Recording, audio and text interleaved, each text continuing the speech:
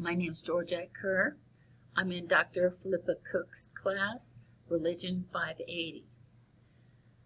I am here today talking about my summary of my paper on the assimilation of Cherokee. Emil Durkheim's theory is that society exerts a powerful force on the individual. This is from my readings in Cryer, page 2. Durkheim, a Frenchman, he bases his theory on social science to understand communities. He taught that the stress of society affects social and religious reform. This is from Powell's, page 99 and 101. According to Durkheim, people's norms, beliefs, and values make up a collective consciousness, or a shared way of understanding and behaving in the world. This is from Cryer, page 2. His attention to the social experience helps us to understand the experience of the Cherokee as their culture and religion both changed due to settlers, sickness, and missionaries. Durkheim believed religion was arranged into beliefs and rites. This is from Powell's, page 103. Through the study of Cherokee existence, there are new social norms affecting the Cherokee and their beliefs and rights. The Cherokee are thought to have settled in the United States Southeast around 1300 AD, and their development took place in two periods, 1300 AD to 1540. After the white invasion, 1540 to 1750 AD. These are considered the formative years of their tribe. When French and English traders made contact in the native town sites, the Cherokee were divided into four major groups. They settled from North Carolina to Georgia in the south and west to Louisiana. Many treaties were written and failed during this history. As Durkheim stated, religious beliefs are always common to a determined group. Powell's 105. When the Cherokee group intermarried with the Hebrew group, the Cherokee followed the sacred and social teaching of the Jews. According to the Jewish Chronicle, an American geneticist is conducting DNA tests of the Cherokee Nation, following genetic evidence through their matrilineal forebears, and found Middle East Jewish genetic markers. This is Lazarus, page 1. As Durkheim stated, religious beliefs are always common to a determined group. Powell's 105. When the Cherokee group in Louisiana intermarried with the Hebrew group, the Cherokee followed the sacred and social teachings of the Jews. Gordon notes a large amount of parallelisms between Cherokee culture and Judaism. They divided into tribes and have holy priests. The Hebrew calendar counts time by lunar months, like the Cherokee calendar. Even some of the dates of festivals are the same. A woman is unclean after birth and during her menstrual cycle. Their fast and cleansing rituals for sins and laws of uncleanliness caused several DNA specialists to investigate the matter.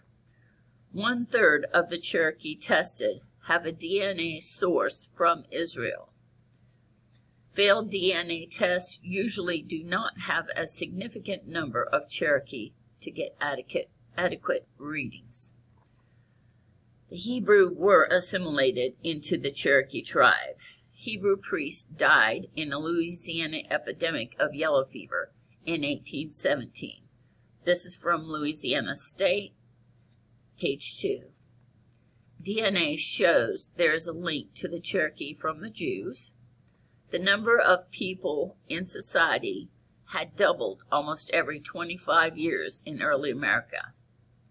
The new settlers brought new disease, religion, and cultural expectations. Because Georgia did not want Native Americans in their state, they portrayed them as dangerous savages. There was a cultural disorientation caused by years of wars and switching Cherokee religions, land, and changing of hunting to farming. Increasingly, the white missionaries effected change to the Cherokee faith. The variety of missionary denominations, Moravian, Presbyterian, Congregationalist, Baptist, and Methodist, offer different ways of transition into a new worldview. McLaughlin, Cherokees and Missionaries, page 10. The religion of the Cherokee evolved over time, like Durkheim taught in his scientific sociology. By recording data, we can see how the Cherokee advanced from ancient ancestor veneration to Judaism. The blood DNA shows the link to Hebrews' bloodlines. After relocation and disease lowered the capacity of the tribe to protect themselves, shamans stepped forward to help their nation. Now the Cherokee are mainly Christians. Most of the religious changes occurred due to the stress of intermarriages, relocation, and subjugation. Loss of people caused a lowering of religious faith and society to a simpler style.